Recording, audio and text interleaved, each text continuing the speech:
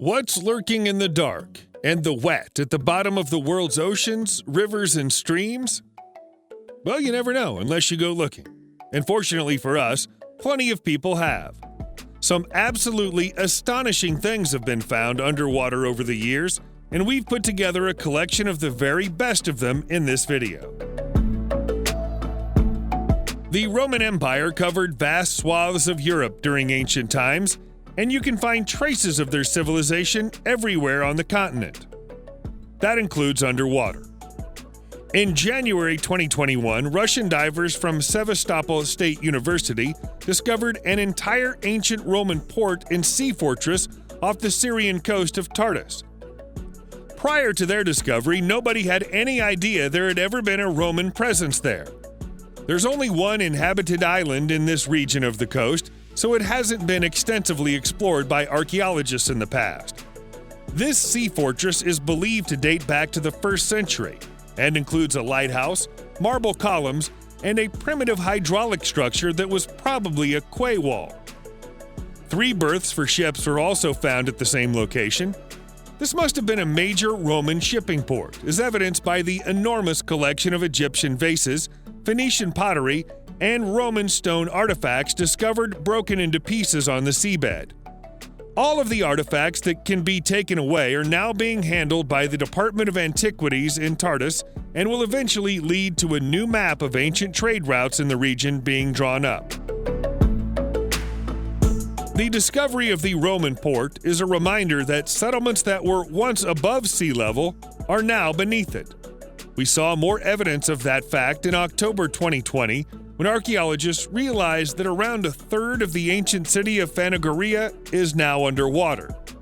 The Greek settlement, which was founded around 2,500 years ago, and the area of it that's on land has been extensively explored. But the undersea discoveries are brand new. The most significant discovery that's been pulled out of the water so far is a marble stele inscribed with the name of King Darius I of Persia, which helped experts to date the find. He probably had the stele erected in the city to mark his historic victory over the ancient Greeks in 494 BCE. What's still below the water might be more significant than what's been retrieved from it so far. Archaeologists believe they even found the remains of a whole royal palace that once belonged to Mithridates VI during the 1st century and a 2,500-year-old temple that might be the oldest ever found on Russian territory. The most interesting discoveries are often those that solve old mysteries, as appears to have been the case with the discovery of the undersea plane wreck in the English Channel in late 2018. The wreck is understood to be that of a 4-engine Hercules U.S. Air Force plane that went down in 1969 after being stolen by a homesick mechanic called Paul Meyer from a base in the county of Suffolk. Historians have always wondered whether the untrained pilot lost control of the plane or was shot down over the channel. Now, it may be possible to answer that question. Meyer was known to be drunk at the time he stole the plane, which points to the idea of him losing control. But he was also being tailed by military jets at the time of the crash. The military feared that Meyer would accidentally crash the plane in a populated area, so may have been ordered to shoot him down to avoid the risk of that happening. The wreck is in poor condition after so many years in the water, but extensive examinations might eventually provide the answers that Meyer's family, who are still alive, have waited so long to hear.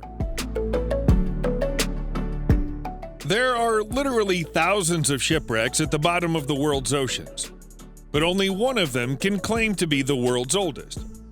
Experts believe that title belongs to a wreck at the bottom of the Black Sea. According to their estimates, the 75-foot-long Greek vessel has been stuck almost a mile beneath the surface of the water for over 2,400 years. Because of the near total lack of oxygen at that depth, the wreck is perfectly preserved. The mast, rowing benches, and rudders are all clearly visible and still attached to the vessel. In fact, it appears to be in such good shape that experts are struggling to work out how it came to sink in the first place. Ships of this type have been seen before, but only as drawings on the side of ancient Greek pottery. The best-known example is the side of the Siren vase, which is on display at the British Museum. The research team responsible for the 2018 discovery has no intention of trying to raise the wreck, but did cut off a tiny piece of wood to allow for carbon dating to verify their find. It's often said of wine that the older it is, the better it tastes. Wine can theoretically last for several centuries so long as it's kept in a sealed, airtight container. But even with that in mind, it'd take a brave soul to drink this 350-year-old Shipwreck Wine. The wine was discovered inside a shipwreck off the coast of Hamburg, Germany in 2010. The shipwreck itself is unremarkable because it's rotted away to the point of being impossible to identify. But its cargo is another story. 14 bottles of red wine packed in a rattan basket were plucked from the hold and were eventually sent for auction in London, where they sold for $40,000 each. Sadly, we have no idea whether the buyers took the bold step of drinking it upon receipt of their goods. Most of the identifying marks on the bottles have worn away, but an inspection of the cork suggests that it was bottled in Bordeaux during the late 17th century. While it's true that several vineyards deliberately age their bottles underwater in modern times, none of them go to the trouble of keeping it down there for 3 centuries. Many German U-boats were sunk in European waters during the Second World War, but most of them are badly damaged due to the violent nature of their sinking. That isn't the case with the type VIIC submarine U-778, which was described by experienced underwater archaeologist Innes McCartney as the most intact U-boat he'd ever seen when he found it in 2001. The vessel came into service in late February 1945, very late in the war, and didn't see much action before being captured by the Allies the following month. U-778 was sent to Britain to be scuttled, but began to take on water while on its way to the scrapping yard. Its towing ship was forced to cut it off, and so it sank 16 nautical miles off the coast of Malinhead in Ireland.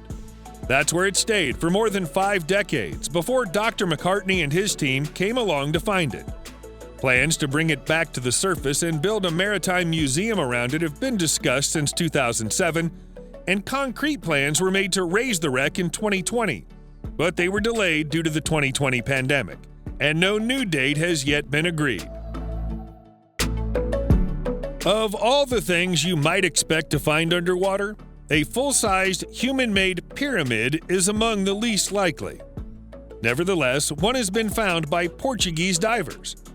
Strangely, investigation of the discovery is currently being handled by the Portuguese Navy rather than archaeologists, which make us wonder what else might have been found at the site.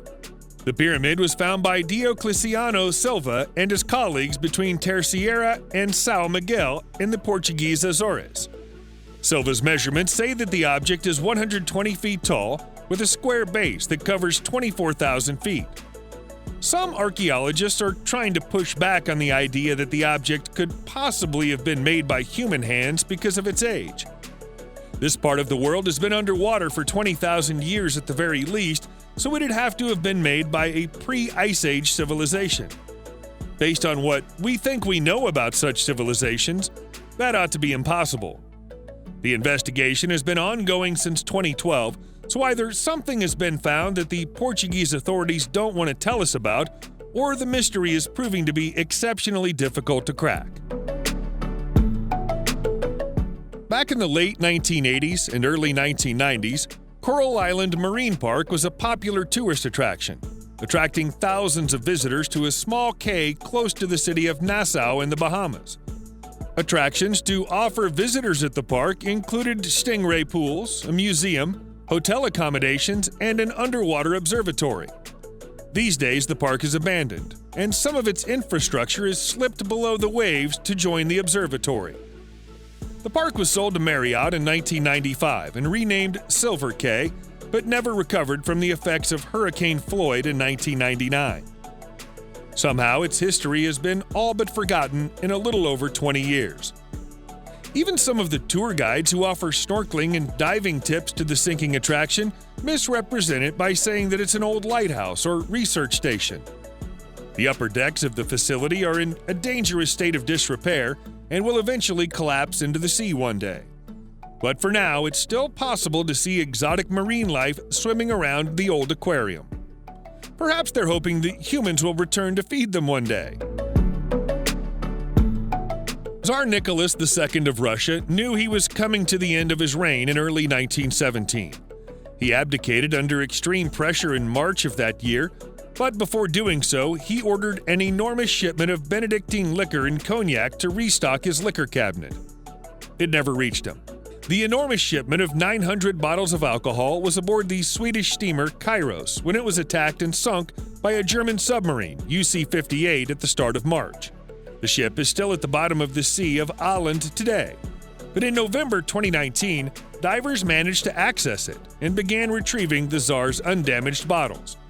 The freezing waters of the Baltic are considered to be ideal for storing and preserving spirits, so this century-year-old booze is almost certainly still safe to drink.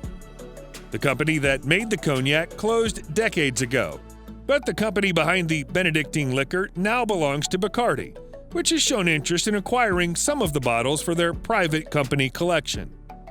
Had the shipment ever reached its intended recipient, it might have brought him some comfort during a very difficult period in his life. That comfort wouldn't have lasted for very long, though, because Nicholas II was executed by the Bolsheviks in July 1918.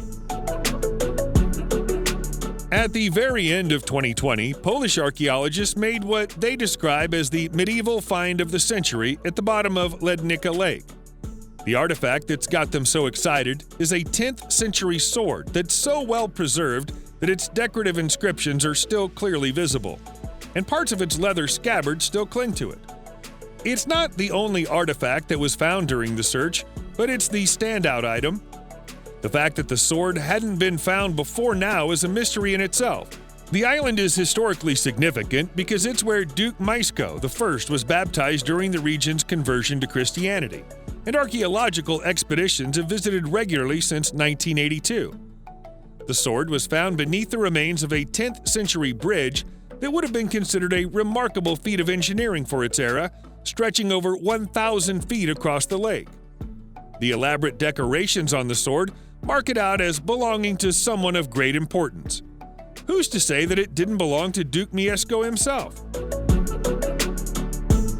You'd expect to see a traditional red double-decker bus if you paid a visit to England, but you probably wouldn't expect to find that bus underwater at the bottom of a quarry lake. There's one to be found at Chepstow Diving Jungle, though, and it's far from the only unusual attraction for the many divers who visit the area.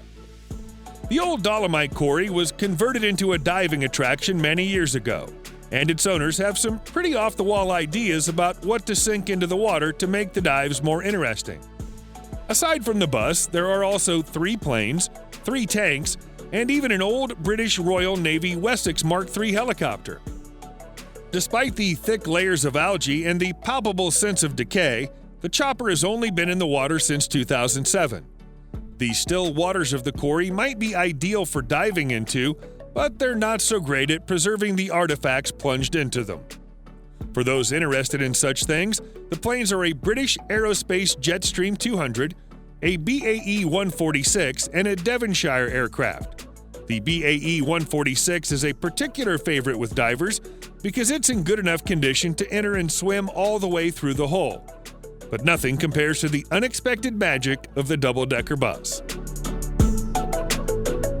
Some of the artifacts we've looked at in this video were placed underwater deliberately.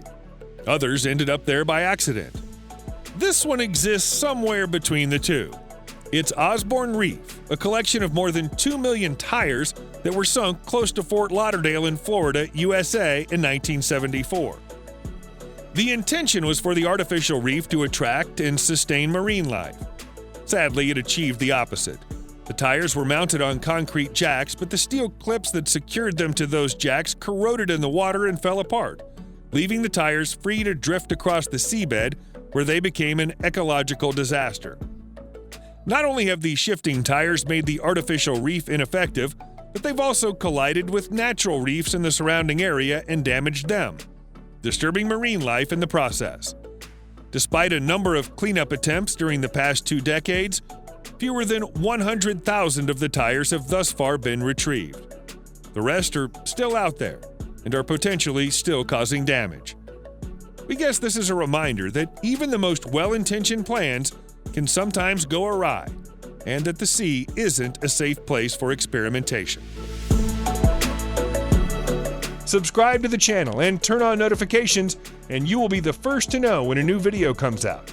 Thank you for watching, and see you in the next video.